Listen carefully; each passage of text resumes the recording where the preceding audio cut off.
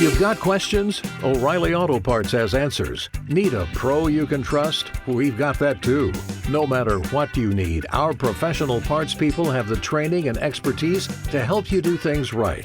Deep automotive knowledge, just one part that makes O'Reilly stand apart. The professional parts people. O'Reilly Auto Parts.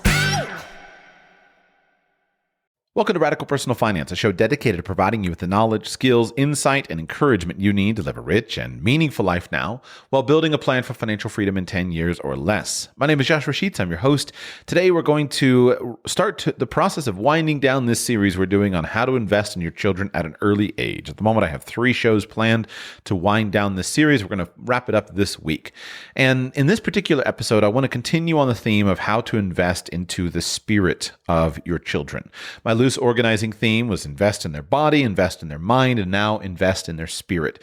And in the previous episode, I spent a lot of time talking about the idea of installing a high-quality operating system into the mind of your child, an operating system of success. We talked about grit and a growth mindset and passion and learning to fail and having a robust philosophy, etc. Now, granted, we should quickly note that these subjects are fairly fluffy, and that can be a little frustrating.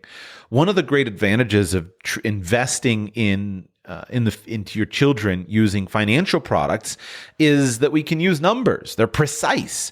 This is one of the things that is so incredibly appealing about financial planning. It's a semi-precise science. As a financial planner, I can ask you, well, dear Mr. Client, what kind of college do you want your child to go to? And you'll tell me, I want my child to go to an Ivy League, or I want my child to go to a state university. So we'll pull up an example college. We'll look at what the tuition rates are. We'll calculate that to a discounted present value, and I'll tell you how much you need to invest into your son's 529 account. Great. And then your son arrives at age 18 and has lots of money for college. Great. But does that mean that your son is going to be successful? It's a lot harder to predict. College does not per se make your child successful. And if you had to choose between a child who is successful in life, however you define it, versus a child who went to college, what we want is success. Now, college is an important component of that, but what we want is success. And in order to deal with that topic of success, we have to deal with these fluffy things, because although we may not be able to measure this precisely, there's truth there. It may be one thing to say, I'm going to look at the investing in the body. Okay, well, we can do blood work and find out how healthy is a child's metabolism. We can study his weight and his BMI. Is he at a healthy weight? We can take a look at his gym numbers. How much are his lifts? We can take a look at his physical shape. Does he exude health in some way? Is his skin clear or his teeth straight? Is he well formed? We can measure these things with some precision. With regard to the mind, we can measure this with some precision. We can administer IQ tests, or we can study the data that shows that, hey, if your child plays music, then he's likely to be a little bit more intelligent or have varying levels of intelligence. We can look at how your child does on standardized tests. But when we get to this space of investing in the spirit of your child, it's imprecise. And yet it's important. We know it's important. We just don't quite know how to get at it. We know that those soft skills that I talked about in the previous episode are really important, but how do we do that? How do we get at it?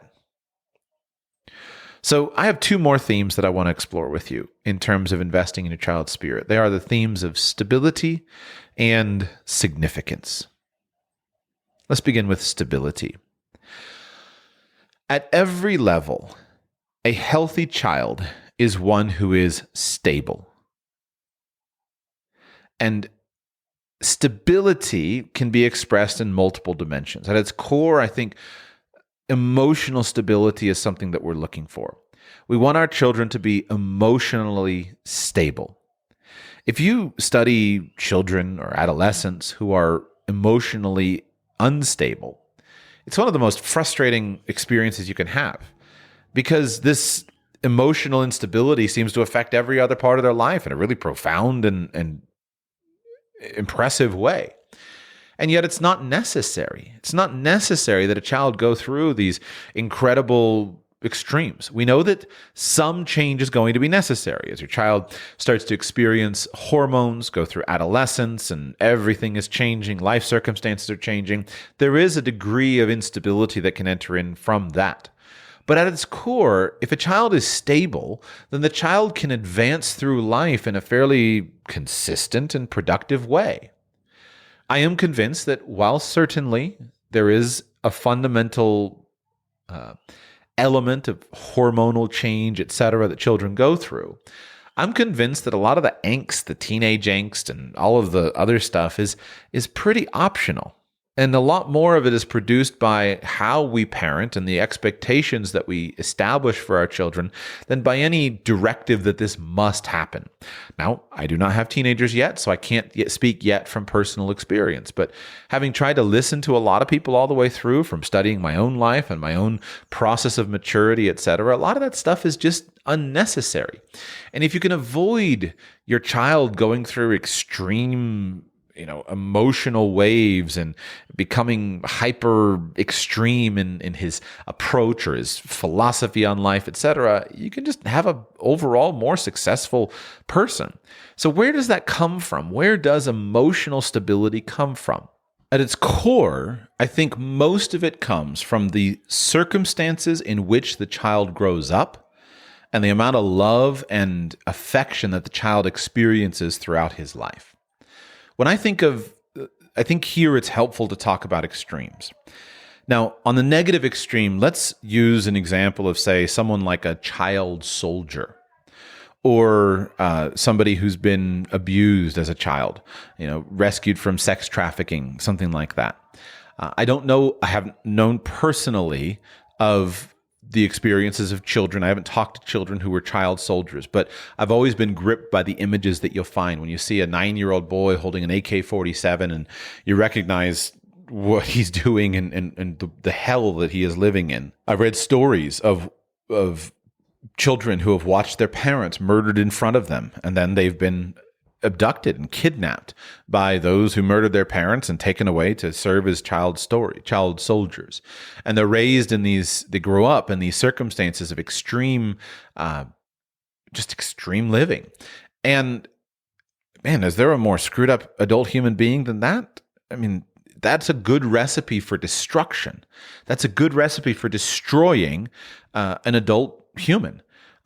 And there's so much that happens when a child faces that kind of trauma and faces a complete lack of normalcy in his life that makes it very difficult for the child to overcome as an adult. I have spoken both with people who have been abused as children, as well as with counselors and rescuers who work to rescue abused children. And I think we see the similar thing. If a child is orphaned or is abused in unspeakable ways, it traumatizes the child in a way that is very hard to ever overcome. You can be interacting with a guy who's in a 50-year-old body. He seems like he should be a normal adult. And yet, when you get into his life a little bit, you realize he has no impulse control. He can't control his spending. He can't control his substance use. He just has no emotional regulation. You trace it back. And it's really fascinating to study the psychology of it. It's my understanding that when a young child experiences intense trauma or intense levels of abuse, that quite literally it stops the growth process, the emotional growth process of the child's brain. And so you're dealing with adults in body, but you're dealing with little children in brain. And it makes it difficult for them to handle normal things. Now, if you contrast that with somebody who's never experienced that trauma, somebody who's never experienced that abuse, they just don't struggle with the same things at all. Here, I don't want to try to push myself forward, but I can speak to this from a personal experience because of the very charmed and privileged and blessed lifestyle that I grew up in. Some months back, a young friend of mine, a young teenage friend of mine, asked me a very perceptive question. He asked me something about, like, my own perspective of encouragement and emotion. I can't remember the specific question, but he asked me a question. And as I thought about the question, actually, I do remember the question. Excuse me. He asked me, he said, Joshua, like, how do you feel most loved? Or like, what are the things that cause you to feel the most loved?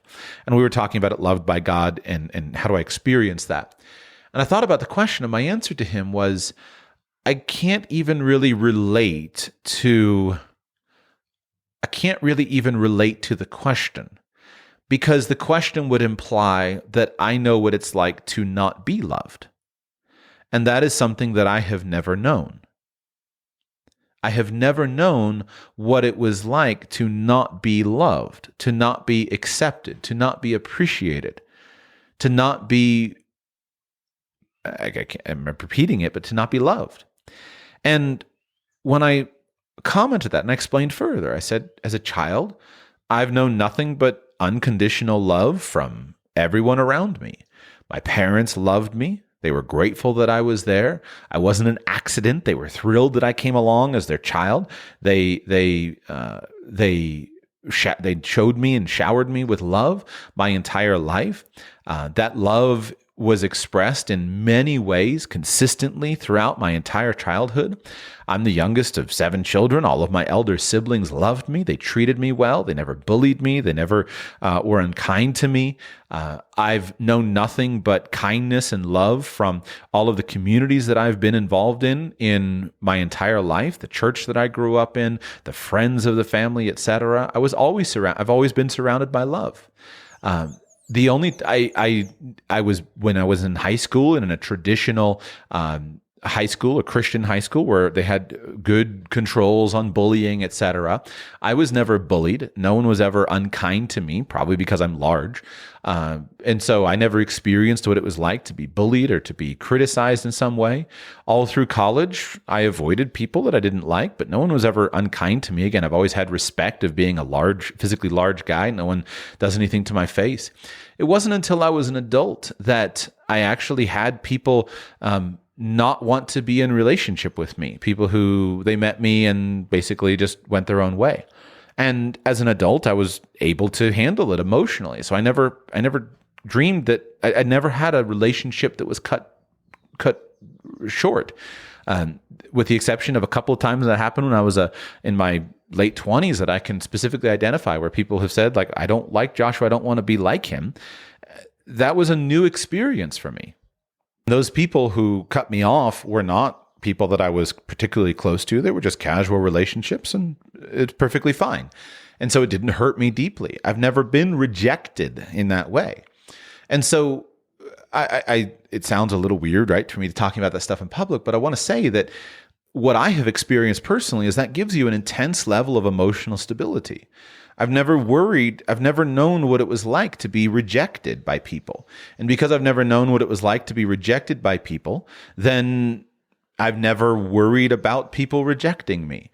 I guess there was perhaps some experience in sales. Certainly people rejected me as a salesman, but I never took that. Well, after the initial, I quickly learned that it's never personal. It's just sales. It's no big deal. And the fact that somebody doesn't want to buy your insurance policy doesn't reflect anything on who you are or what kinds of friends you can be. And so I've always had a strong level of emotional stability. And as I've reflected on my life, that emotional stability pours itself out in other areas of my life. Having a strong and healthy sense of self-esteem, and being emotionally stable, knowing that everyone from my wife to my children to my parents to God in heaven love me, it just gives you a strong base to work from. And, I guess the other... forgive me, a little bit introspective here. But I guess the other times I've experienced rejection were never for me, but they've always been for my ideas or my opinions. So there have been times in radical personal finance where I have learned I share something that somebody disagrees with, and they don't like it. They leave a nasty review or something like that. But again, all of that stuff happened as I was an adult and emotionally mature enough to handle it. If my wife loves me and my children love me, then who cares what some random weirdo on the internet says? Anytime I meet a random weirdo on the internet in real life, we always have a kind and productive situation. So I see no reason. So it's the point is that when you have that foundation of emotional security, it can lead to being able to weather the storms of life in a very strong way. And so I see this as a fundamental core thing that we want our children to know. We want our children to be emotionally stable. And while I can't articulate all of the specific things to do, I think that basically it means surrounding a child with a positive and stable environment. And at its core, emotional stability is going to flow to a child from those who are around. Now, different people will have different natural characteristics. One of my great challenges as a parent is that some of my children are very emotionally intense. And so it's been quite challenging for me to know how to love them and nurture them in the midst of their emotional intensity and teach them how to dial it down. But there's no doubt in my mind that whatever their natural bent for emotional intensity is, that in the fullness of time, if I can create the healthiest possible environment around them, then in the fullness of time, they will develop those skills of emotional regulation, etc. And so the strong, stable foundation of children being loved gives them an incredible advantage throughout all of their lifetime. So at the most basic level, I think the way that you invest into your children to build emotional stability is you have and you demonstrate unceasing, unconditional love. And you seek to surround them with an environment in which they have unceasing, unconditional love. I could probably preach a sermon on what that means for quite some time, but I don't think this is the time for it. But this needs to be consistent throughout someone's life. And this is especially important from fathers. The love that children receive from fathers is so fundamental to their self-image. It affects their lives massively to the point where you can draw strong correlations between absent fathers, uninvolved fathers, abusive fathers, and a whole host of social issues and antisocial behavior. This affects men and women differently. Girls, teenage girls especially, we call them daddy issues. They're much more likely to engage in promiscuous sexual behavior and destructive relationships if they don't have a close relationship with their father. In men, homosexual behavior is highly correlated to poor father figures. Atheism, highly correlated to men who have bad relationships with their fathers, who have absent fathers, etc. And so you can see these strong correlations to these antisocial lifestyles and behaviors versus simply the lack of love, the lack of a presence of building emotional stability into a child. At its core, then, the first thing you can do to build emotional stability is simply to love a child consistently, comprehensively, throughout all of his or her life. I think special care and attention should also be given to environmental factors. So if you want to invest into the emotional stability of your child, I think you owe it to your children to create a stable environment around them. A stable environment that is cleansed from all profane influences. You don't want to have your children surrounded by arguing parents and parents who disrespect each other and bite each other and are nasty to each other. That destroys the confidence they have in their parents and their parents' love for one another. You want to eliminate divorce and the emotional damage that can come from divorce among parents, where they see the most important relationships break down around them. You want to maintain a stable and protected home environment. And so you look at the data, for example, of the abuse that children have when they're raised by a single mother who allows men that she's not married to into the home, and the disruption of watching, in some cases, a parade of of men come through, the physical and sexual abuse that children receive in those scenarios very frequently, and just the whole context of a fractured home and fractured relationships and how that damages the emotional and psychological sense of security of the child. I think we want to be careful about the home specifically that a child is raised in. A child who is raised by very poor parents, where the home, where am I going to live next year, is uncertain and is unknown, is at a much higher risk of experiencing this sense of instability than a child who lives in one house for a very long time. And if there are moves of the family, then those moves are planned in advance. This is something that I personally have thought a lot about. And there are a lot of misconceptions, I've learned from talking with many of you. There are a lot of misconceptions in the Radical Personal Finance audience about how I live and how I have lived and what I advocate for. Because of my wanderings and my pursuit of weird, interesting international things over the last few years, people think that I'm advocating for some kind of detached, nomadic lifestyle or existence. What is usually unappreciated by those who aren't long-term listeners is simply that prior to 2018, I lived in one city my entire life. I traveled a bit, but those are just conventional trips for the sake of traveling. I lived in one city, in one state, and lived an extremely consistent, stable life. Then I decided to travel for a time. And while there has been some instability, which I'll come back to in a moment, during the travels, and even some instability for my children in the travels, my lessons and learnings are simply that stability is better. That I don't think that nomadic living or perpetually moving around and changing houses and whatnot all the time, I don't think it's a good lifestyle. I don't think it's great for adults. I don't think it's great for children. I think having stability and having a centeredness, even a centeredness of place, is superior. Now, I'm one who likes to test things. I'm one who likes to try things out and see how it works. I believe what I read, but I'm much more inclined to believe what I experience. And I enjoy variation. I'm personality-wise, I'm not the kind of guy who just wants to do the same thing forever. And part of that perhaps could be from my very stable upbringing. Because I experienced such stability, it's kind of fun to wonder, what's instability like? Well, I've tried both. I've tried stability and instability, and I'm here to tell you stability is better. And I learned that very quickly. I have received criticism and people who are concerned about my children of instability.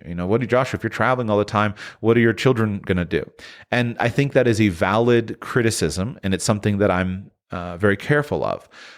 I have sought to address that potential harm by maintaining quite a lot of stability in our lifestyle.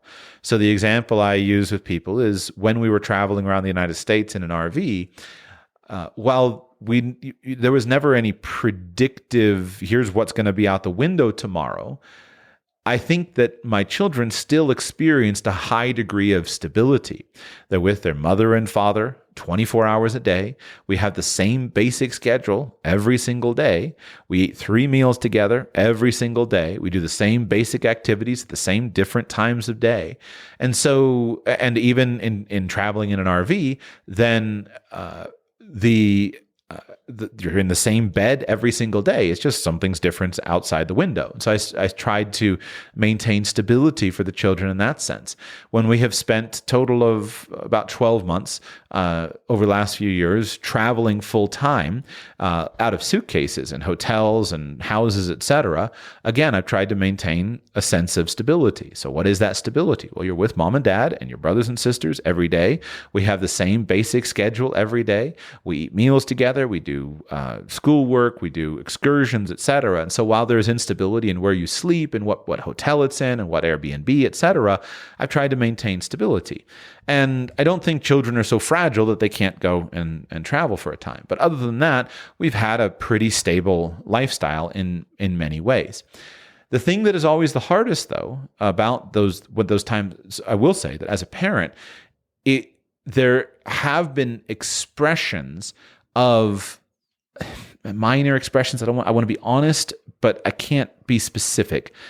That the times when I had the most difficult job as a father were those times when there was the most instability in my children's lives. And I think the biggest challenge of this is because of the instability of our situation of, okay, we're in this Airbnb, now we're in this city, et cetera, and traveling a lot. It made proper training very difficult as a father. As a father, you're trying to train your children effectively, but you need to be very sensitive to what they're going through. And so if you know that your child has had a great night's sleep and a great nap and a great day, lots of time to play, et cetera, and your child has a nasty attitude at 4:00 in the afternoon, you say, fix your attitude. On the other hand, if you had a rough night of sleep because you were on an airplane and you had no nap because you're jet lagged and everything's out of whack, and you have a child that has a nasty attitude at 4:00 in the afternoon, you want the child to fix the attitude, but you're not going to require the same level of attitude adjustment as you would if you knew that everything was okay. And so as a father, my experience with traveling was that it made it very difficult to effectively train my children and help them to overcome the areas of weakness in their life. So I'm here to say, having done both, stability is better. Stability is definitely better. I don't think that an ideal lifestyle for raising children is a nomadic, constantly wandering lifestyle. I've never thought that, although I've tested it to see because it seems very attractive to someone like me. But it's mostly a matter of attractiveness to something that's different than what you grew up with. And I don't think it's a superior lifestyle. So I think that one way we can invest money is into making sure that our children experience a stable environment. This is the house. This is the house that we live in. This house is secure. There's not a bunch of random weirdos passing through the house constantly. We're not staying at this place here, and then a few weeks later, we're staying at this other place, etc. No, everything needs to be consistent and stable. It's better for a child to be in a poorer quality house, in a stable environment with stable family, stable friends, stability, than it is to be in a fancier house and bouncing around because, okay, we got rich and then we went bankrupt, then we got rich and then we went bankrupt. So build stability in terms of the actual surroundings of the child. Next, I think it's important to teach a sense of emotional detachment. I believe that proactively, it's our responsibility as parents to teach children to appreciate emotions for what they are. Emotions are like the frosting on a cake. They're the thing that can enhance the overall experience, but they are not the substance of life. And as such, I believe that they deserve to be, that it's important to acknowledge the emotions that we experience. I believe it's important to teach children good names for emotions so that they can be precise in their language. We need to want to acknowledge that emotions add to life. The joys and the sorrows add to our experience of life. But I see no benefit whatsoever to ever being controlled by emotions or ever making decisions based solely on emotions. And so I think having a measure in which we teach children to be the masters of their emotions rather than the slaves of their emotions is an extremely important thing to do. And I've thought about this because there are some people who they seem a little bit emotionally wooden, and you sometimes wonder, does that guy really enjoy life? Like, he's just so wooden all the time. But when I compare people who have this level of emotional intensity about their life and their lifestyle to the benefit of not being a slave to your emotions, I think there's real benefit in that, and there's real practical benefit. And when people are driven by emotions, they make foolish short-term decisions that often come with massive levels of long-term pain. And so emotions are best indulged in within the context of safe, logical, rational thinking. And a lot of this stuff is taught. The thing that I always observe is when you watch a show where there's some kind of surprise, and you watch a contestant on a show bouncing up and down and clapping his hands, oh my God, oh my God, oh my God, oh my God, oh my God, I can't believe it, etc. This kind of absurd kind of emotional expression to me is something that is learned. You watch parents and children do the same thing. And I can't imagine ever doing that. I can experience all of the joy of surprise and appreciation without acting like a foolish, immature, giddy 8-year-old girl bouncing up and down. But in our at least just on that TV culture, that the scene that I'm saying, we've somehow tried to make that the standard, and people think that in order for them to express appreciation, they need to behave in this immature form. And you see it in adults, and it's disgusting. It's very off-putting. And so teaching emotional stability means teaching mastery of emotions. This is what it means to be mature, is to master your emotions, to acknowledge that there's a time and a place for experiencing emotions, and there's a time and a place in which it's not right to experience emotions. I personally have a very hard time respecting adults who cannot master their emotions in the moment. Because it minimizes their ability to do good in the world, to put a pretty sharp edge on it. Just imagine that you are, I don't know, you're on a hike and you get caught in a mudslide, or you have there's an accident and you're in the car with your children, and one of your children is killed in a horrific and awful way, and one or two of your children is injured. And in that moment, if you look at the child who is dead, who's clearly dead, no question about it, this child is dead, and you sit down and you break down in tears because your child is dead, that may cost you the life of your other child who is severely injured, who needs you to be a master of your emotions and to think and to find medical aid and save the life of those who can be saved.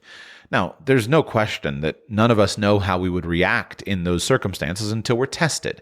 And those of us who aren't first responders or something aren't ever going to receive training in it or be tested.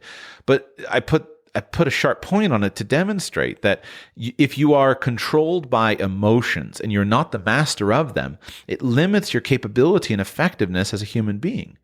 There's a time and a place to grieve your dead child, but that time and place is not when the child is clearly dead and you have another child that might be saved. The thing to do then is to ignore the grief, ignore the emotion, set it aside to the best degree possible, and focus on saving those who can be saved. Now, that's an extreme example, but this is why it's important to teach children emotional domination.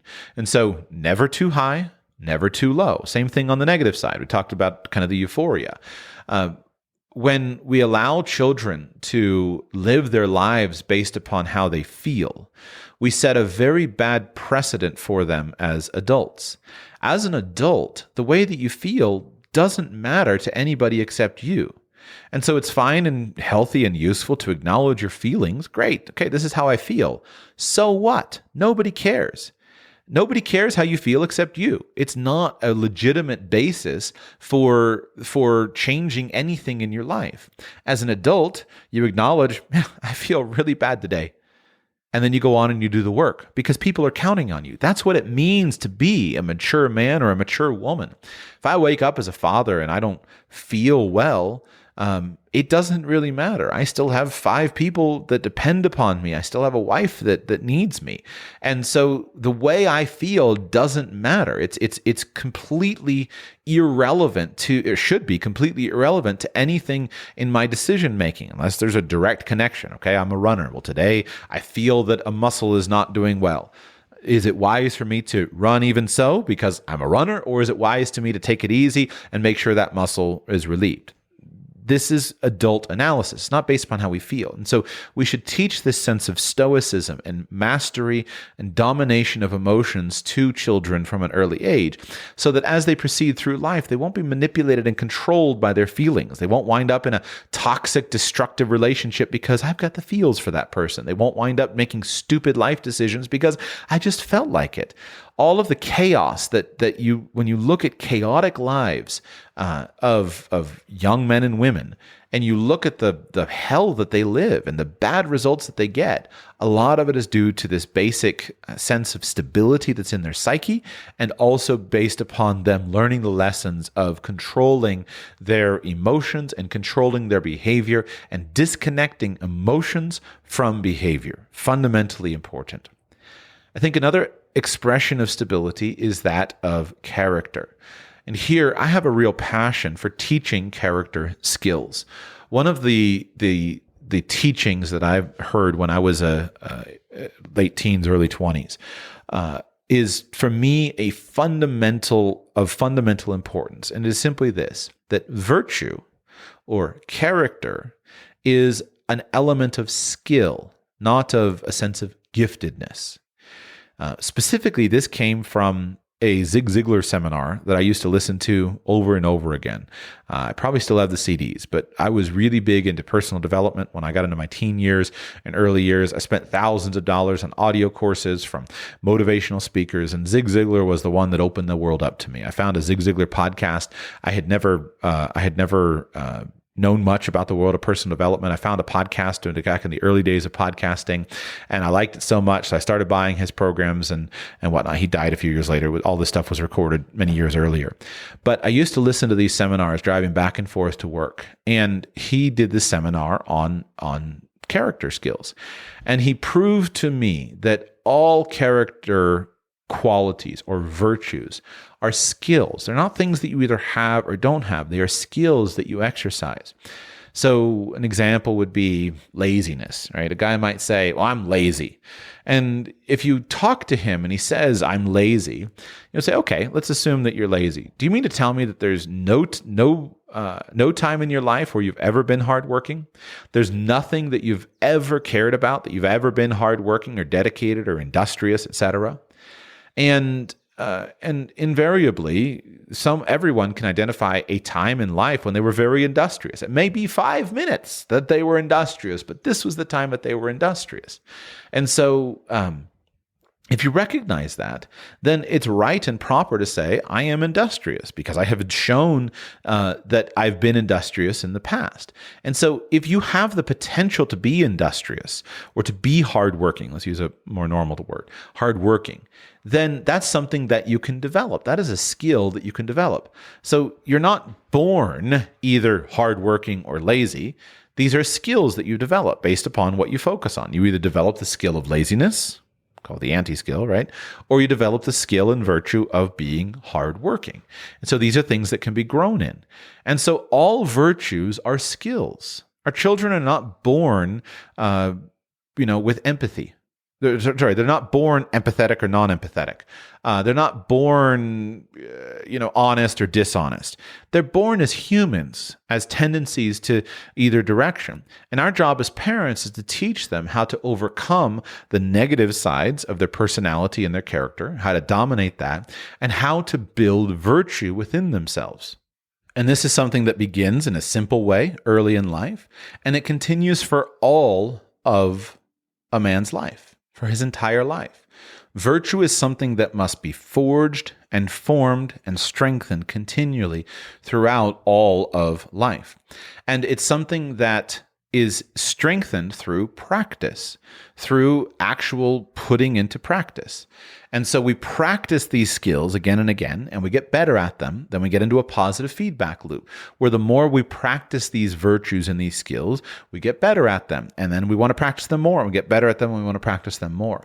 But I think an element of stability is to acknowledge and teach children explicitly that in your life, you're going to have the opportunity to practice virtue or to ignore it, and that this is going to lead you in various directions. And so we want to accustom our children to practicing the development of virtue so that they can grow in the specific skills of virtue. How to do it? It's difficult. But I would say the few things that I think are that I'm trying to do. Number one is we practice those skills. We teach our children about those skills by modeling them. We demonstrate them to our children. I am convinced that being a parent, for many people, I want to say most, but for many people, that it's a transformative event. There are high correlations between people who are married and who have children, and between their overall financial success, the amount of money they earn, the amount of wealth they build, etc. And the question is this a correlation, or is there a causal relationship here? I believe that these virtues can be developed by people who are not married and who don't have children. But if you have children that you're trying to invest into, there is a very clear causal experience that I've had, where I want my children to be courageous. And I know that in order for them to be courageous, I have to show courage. I have to be faithful to it. I want my children are going to be like me in at least in the early years until they enter into adulthood, where they have to decide for themselves who they are and separate and detach from me. So if I want them to be like me, I want them to be like my highest and best version of me. And so we have to model these things in front of them. We have to model the behavior that we want. And it's very humbling as a parent when you see all of your weaknesses reflected in your children, and you recognize they talk like me, they act like me, for both good and for bad. And so it puts a strong sense of motivation to say, I want to embody these virtues that I care about and show them how to do these skills so that they will get strong in it. So number one is we want to set an example. Number two is I think we need to engage in explicit teaching. And on these character qualities. I have several books that I've found that specifically teach character qualities. And I use them as part of our weekly routine to talk about it so that we can put names on these things. If you can name something, that's the first step to identifying it as a distinction. And so in emotional training, we want to train children to name their emotions and give them a rich vocabulary so they can identify the difference between feeling emotionally stressed versus tired, the difference between feeling happy versus feeling satisfied. There's such a texture here that can help to identify emotions so that you can control them. Same thing happens with virtues. We want to specifically teach virtues, and we want to explicitly instruct our children in the vocabulary of virtues, and then call them out and praise them when they're doing well at exercising those virtues, so that they can continue that process of developing those virtues. So you can go and find books. There's books that work on this, and just reading them through. And this week we're working on the habit of empathy. You can talk about them as habits or as virtues, as character qualities, whatever word you want to do. And so this is the week we're going to be focusing on empathy. And you can do an activity where every day we're going to talk about empathy in a slightly different sense, read a story about empathy, discuss it, etc. And then we're going to put a sticker chart up. And every time we notice each other behaving empathetically, we're going to recognize that so we can call out that behavior and get more of it. So those are components of it. The final comment I want to talk about on stability just has to do with overall financial stability and career stability.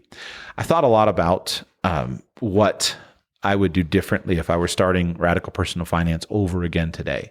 And I would have a hard time using the word radical as freely as I did in the beginning of the show. And this has to do with the fact that while I appreciate certain aspects of the word radical, I think that by using the term radical so freely, I have underappreciated so many of the benefits of conventionality. There are tremendous benefits to living a financially stable life. When you look at, say, the difference between somebody who pursues a safe and stable route to financial success, perhaps somebody becomes a highly skilled professional, gets a great job, proceeds to become partner at a firm, saves money, etc., lives in one place where he has a broad base of clients, etc. And you compare that to perhaps the adventures, the euphoria and travails of an entrepreneur who has a string of failed businesses before he finally hits the big one and makes $100 million on it. I'm not sure that the life of the entrepreneur is better than the life of the person who lived the conventional safe path. Both of them will find themselves envying the other's experiences. The guy who's a partner at his local law firm will be able to list everything that's wrong with his stable lifestyle, and he'll look with envy upon the entrepreneur who's bouncing around the world, having meetings here and has potential, etc. On the other hand, the entrepreneur can carry such a tremendous load of stress that he's bouncing around the world, racking up credit card debt, trying to figure out how to keep his business afloat and how to make payroll, that it literally costs him years on his lifespan, and a very small percentage of them get to the $100 million payout.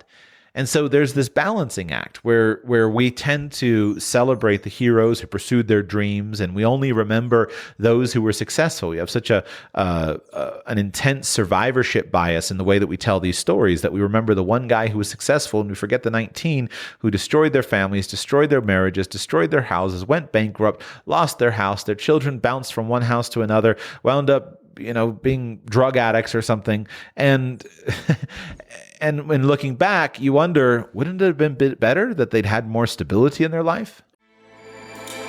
With everything you have on your plate, earning your degree online seems impossible. But at Grand Canyon University, we specialize in helping you fit a master's degree in education into your busy day. Your graduation team, led by your own GCU counselor, provides you with the personal support you need to succeed. Achieve your goals with a plan and team behind you. Find your purpose at Grand Canyon University. Visit gcu.edu. So when it comes to career planning, financial planning, etc., stability is something to be encouraged and praised. It is not the controlling factor. Someone comes to me and discusses and says, I really have this desire and passion to do something, and it's something that leads to potential instability. Great, that's fine. As human beings, we need to make sure that we live our life and pursue the calling that we feel called to, regardless of whether it's difficult or not. But we need to give great thought to financial stability and career stability, because these things are genuinely and deeply important. They impact our lives, and they impact the lives of our children very, very deeply. And a lot of these modern things that we sense, right? I just got to go and pursue bouncing to the other side of the world. We create these desires in ourselves by what we expose ourselves to. Throughout virtually all of human history, they weren't possible to achieve. And so we should be very careful about what we expose ourselves to and what we expose our children to. Just as a simple example, because what we expose ourselves to is going to affect us. When I was a youth, I was super into lifted 4x4 trucks. I subscribed with my own money to 4x4 magazine, four-wheel drive and off-road, I don't remember the names, four-wheeler, etc. And I had 3 or 4 magazine subscriptions. And so I was super into these big lifted trucks, and I had dreams and ambitions of, this is the pickup truck I'm going to buy, and these are the 35-inch tires I'm going to put on it, and how I'm going to get it all set up. I knew everything there was to know about trucks.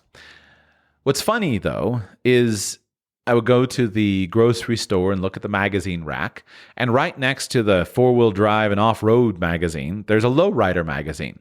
And it has the exact opposite modification that I was into. But if I'd been raised in a different community where it was popular to have lowriders, and I bought all those magazines, then I would get super into lowriders. And it's so dumb. One guy takes a Ford F-150, jacks it up, puts on 35-inch mud tires on it that he never see the mud, and he drives around tickled pink with how cool he looks.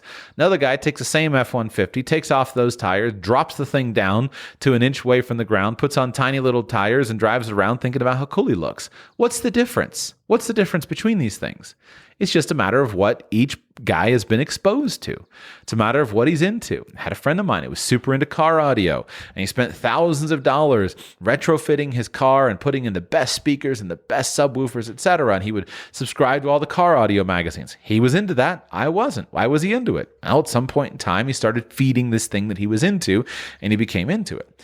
And so we need to be very careful about the things that we bring into our life and bring them in intentionally, because passion is something that is created and cultivated based upon exposure. What you choose to focus on is the thing that will grow in your life. And so it needs to be carefully analyzed from the least biased, external, objective perspective first, and say, is this something that's going to be helpful for my life? Becoming passionate about mountain biking may be a much healthier passion than becoming passionate about cooking Italian pasta. One of them might lead to you being fat and have a heart attack. The other might lead to you being skinny and in great shape. So be careful, because you can cultivate and develop these passions no matter what. And and we should teach our children that as well, and be careful what they're inculcated with. So a lot of times the passions that we feed that relate to instability are just that. We've created this passion and this desire based upon what we've exposed ourselves to. But if we would expose ourselves to something different on an ongoing way, that would lead us in a different direction. So let's be careful. Let's pivot now to significance. And again, this is one of those fluffy things that is clearly important, but it's hard to identify specifically. I think this issue is at the core of the modern identity crises that we see all around us. Men and women broadly, but specifically young men and women, teenagers, are desperate for a sense of significance, a sense of importance. They want to know that they matter. They want to know who they are, and they want who they are to be connected with something that is real and something that is admired, etc.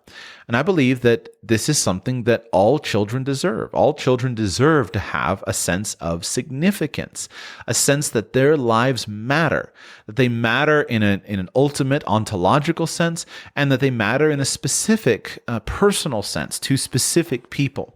And so we want to cultivate a sense of significance. The foundation, I think, of a sense of significance needs to begin from the most fundamental levels of philosophy, of religion and theology. Here is where I think religious parents have an easy go. I never questioned as a child my sense of significance because I know I'm a child of God. I'm a child of God Most High. How could I ever wonder about my significance if I believe that I'm a child of God Most High? If I'm fearfully and wonderfully made, how could I ever question that sense of worth? Now, certainly there are people who have that belief that do question, but for me, it was just always a given. You compare a strong religious foundation to that sense versus I'm a speck of dust that's the product of accident, caused by an impersonal force that is inexplicable, and just add in enough time, well, of course it's ultimately meaningless, right? Of course that's going to lead me in the direction of wondering about nihilism. Of course, because you have this basic foundation. Even at the level of the universe, this sense of intentionality is really, really important. Giving children a sense of where they are and the role that they play in the movie, where we are as a population. I was interacting with a listener on Twitter recently when we were talking about birth rates. I was sharing some of the data and whatnot on birth rates, and all around the world, we live in an era of population collapse.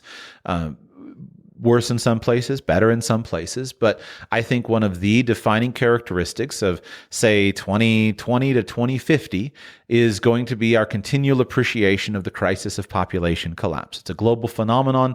It's a phenomenon that is pretty well established. There's virtually no going back.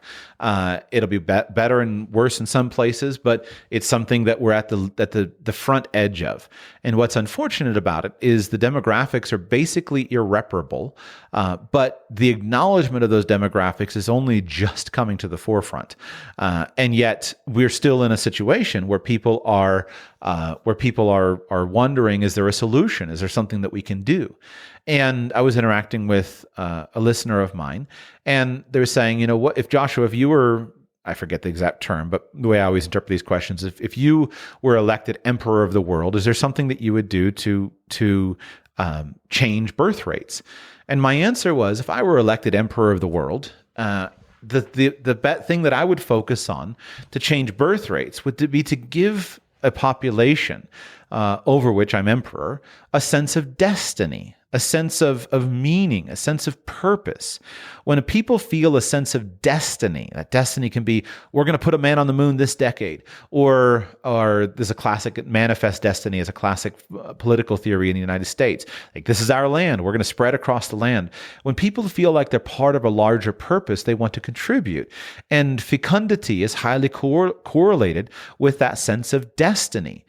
This is why you look around the world, and the most fecund populations are always religious fundamentalists of varying religions, religious Jews, religious Christians, religious Muslims, but devout fundamentalist religious people tend to have very large families because this connects to a sense of destiny.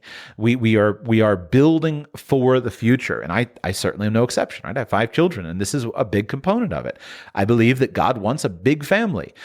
From the very beginning, man was told, be fruitful and multiply, take control over the earth, take dominion over the earth. And so this is fundamental to religious identity, is that it is our job and responsibility to be fruitful and to multiply and to take dominion over the earth and to subdue it.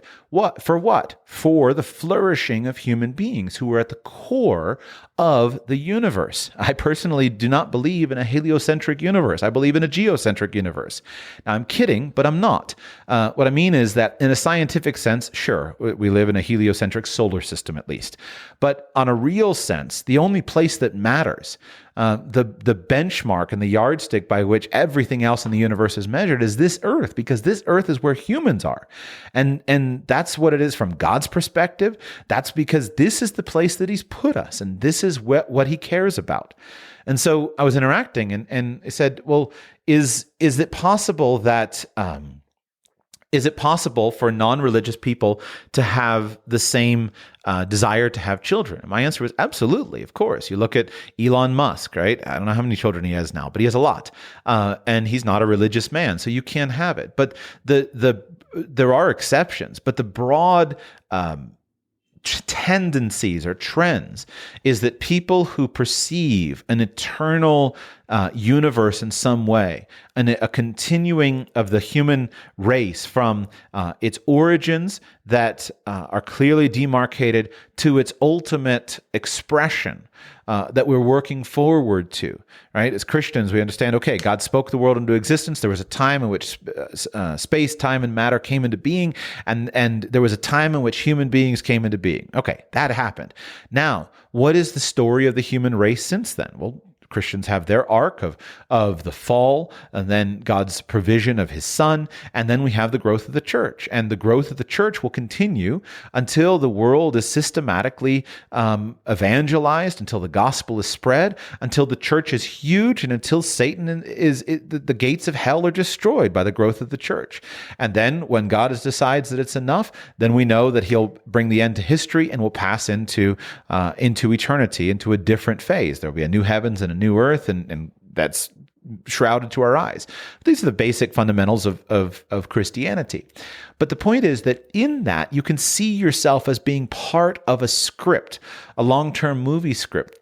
My example would be that if you believe that life is predestined, that there is order to human history, that there's an arc, there's a story arc, then regardless of whether you're living in one of those pleasant and euphoric periods of history or one of those difficult and grim periods of history, you can look forward to knowing that in the end, this movie is going to satisfy itself, is going to resolve itself satisfactorily.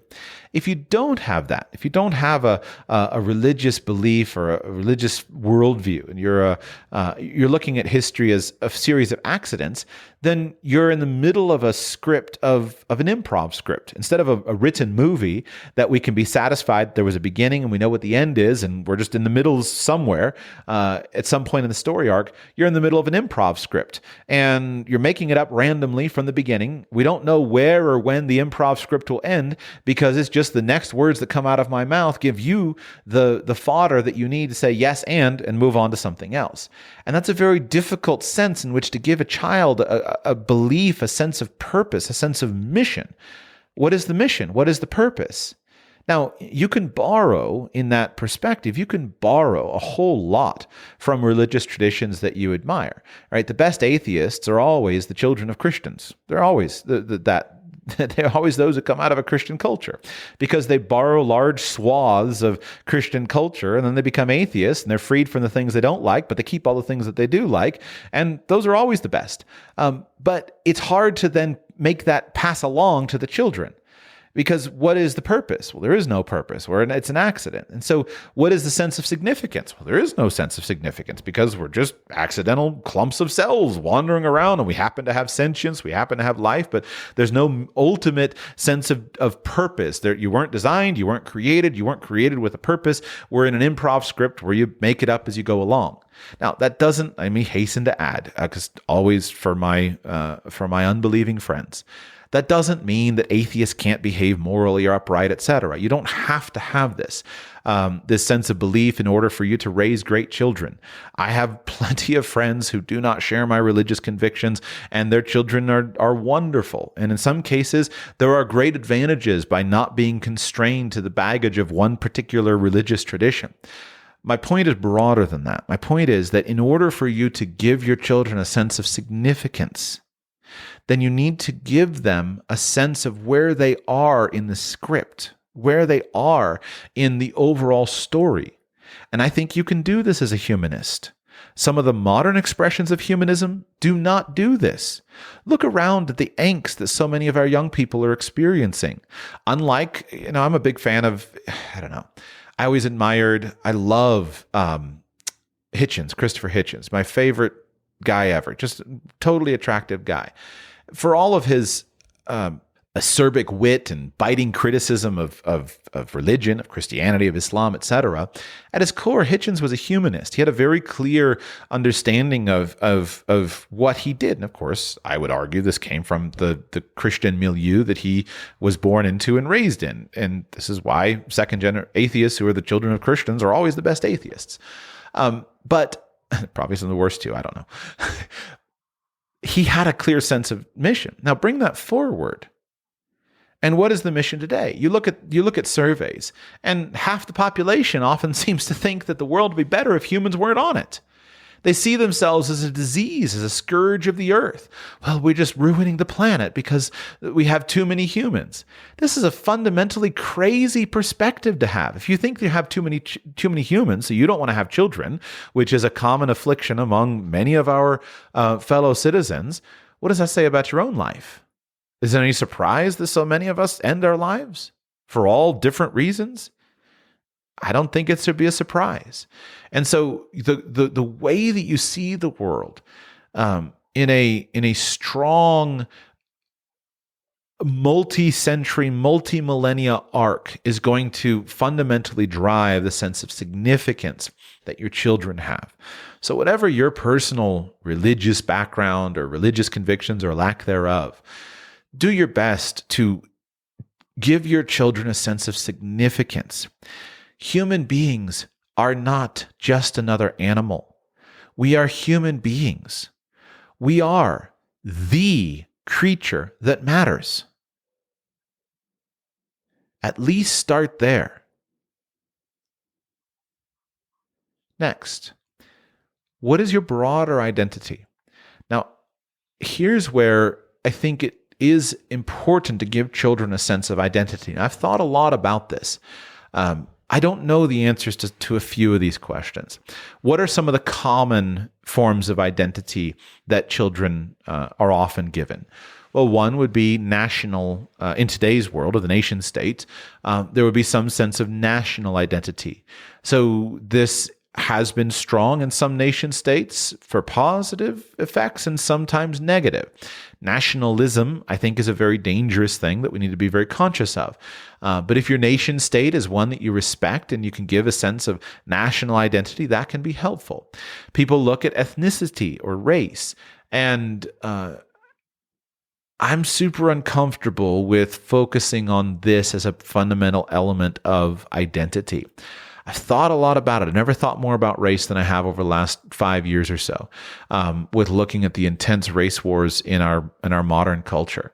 But I am uncomfortable with any connection of race to identity. I think that just brings up all kinds of problems and doesn't present really anything positive.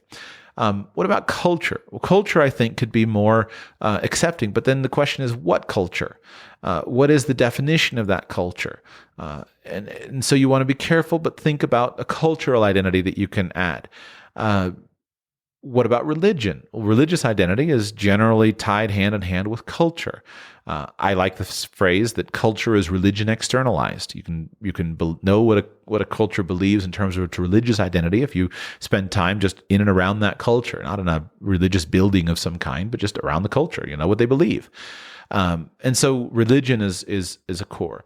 What about place outside of the nation state? Well, place can have a factor, right? I'm a New Yorker. There's an identity that is here. But at its core, I think that since those things are difficult for you to control, at the very least, it's important to give some sense of family identity. This is who we are as a family, right? You're a Sheets. Tell my children, you're a Sheets. If you're going to bear the last name Sheets, there's a whole bunch of stuff that comes with it. It's not all great, but there's a bunch of stuff that comes with it, and this is what's expected of you. On the whole, I don't think it's a bad thing to give your children a sense of the expectations that this is what it means to be in our family.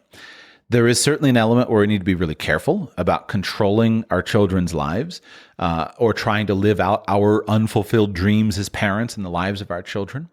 There are many people who have had high expectations placed upon them by their family who've turned around and rejected those things. And there's probably a healthy way to do it and an unhealthy way to do it. But at its core, I want my children to have a sense of identity, and a sense of identity in every level. And the smallest corporate sense of identity is going to come down to the family.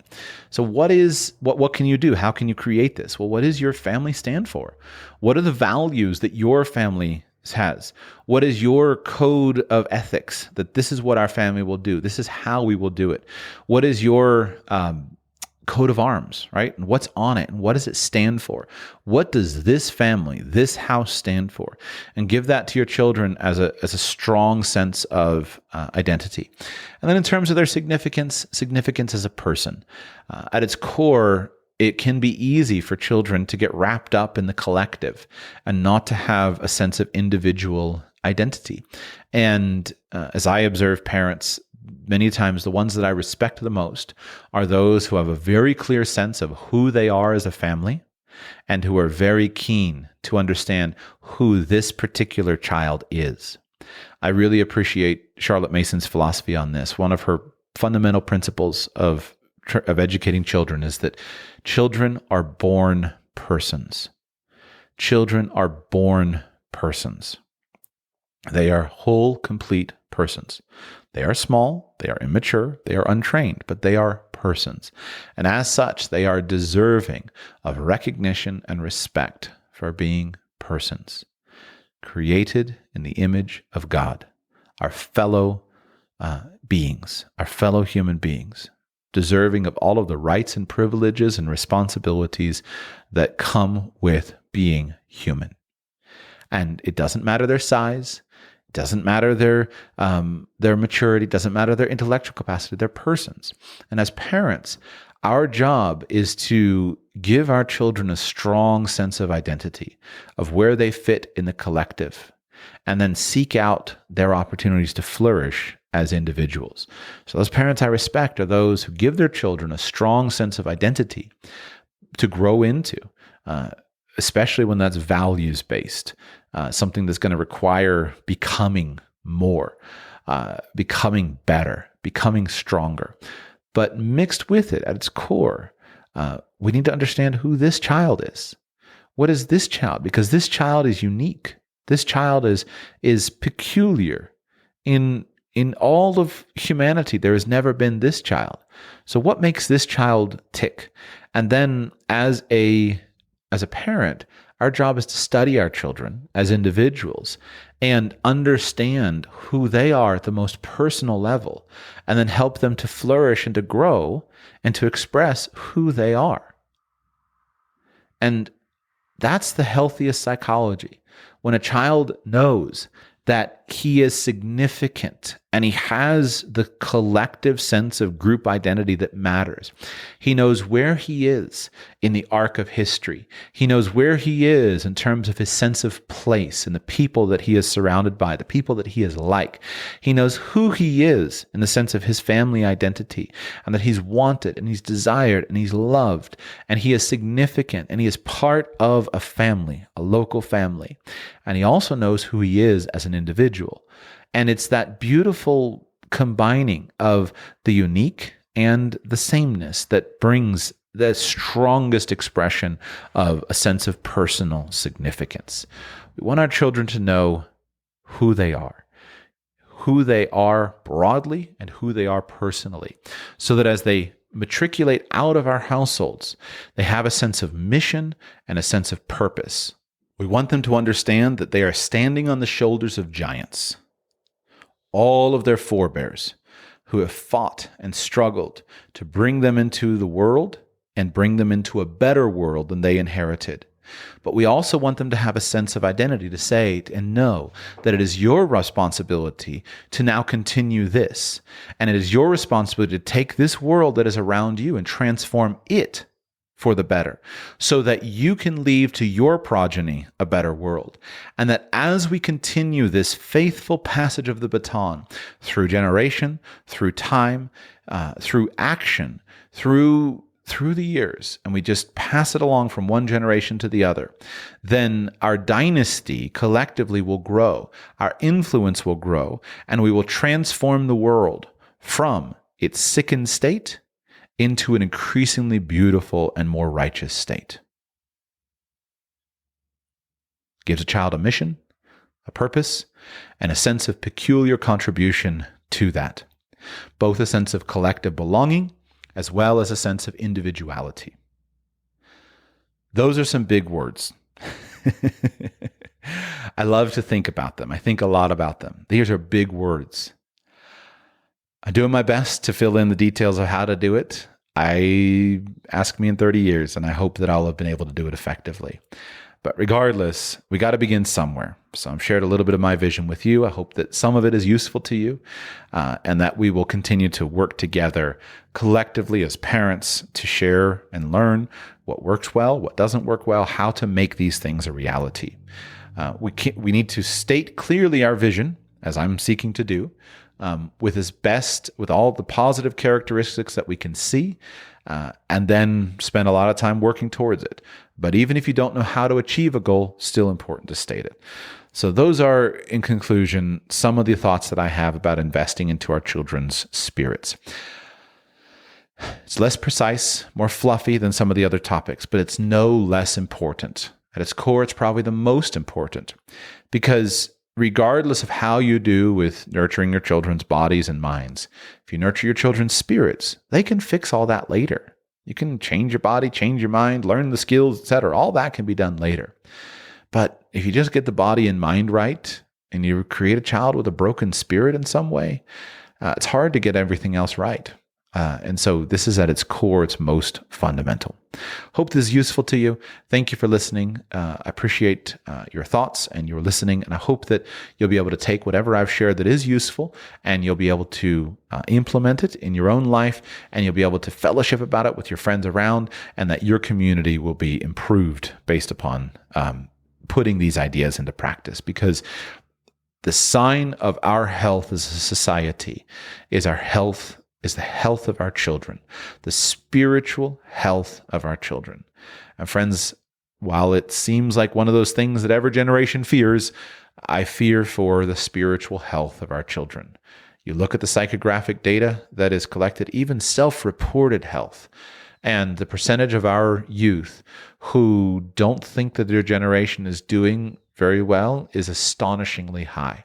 And so for those of us who are doing well, and those of us who have advanced past youth, it is our responsibility to be involved in seeking for solutions to help our children to thrive. And all of our qualifications for really anything are going to be based upon how well we do this. One of the things that comes from Christianity is that in Christianity, all of a man's qualifications for public ministry come from his children. The way that you judge a preacher, an elder, a pastor, the way that you judge him, primarily, his primary qualifications, is based upon his children, his wife and his children. Because if a man cannot run his family well, he has no basis, certainly not for being involved in running the household of God. That's what the New Testament teaches. But beyond that, if a man can't run his family well, I have a hard time wanting him to run anything else. At its core, the way that you run your family is the thing that both qualifies you, but also prepares you for other factors. One of the things that's interesting about our political day and age is, if I could, I can't, of course, because we live in a fairly open democracy, democratic republic with just broad suffrage, and really anybody can be a candidate, and this is not a component. But if I could, I would love there to be some way that national leaders, civic leaders, etc., were vetted based upon their function and their performance in their families.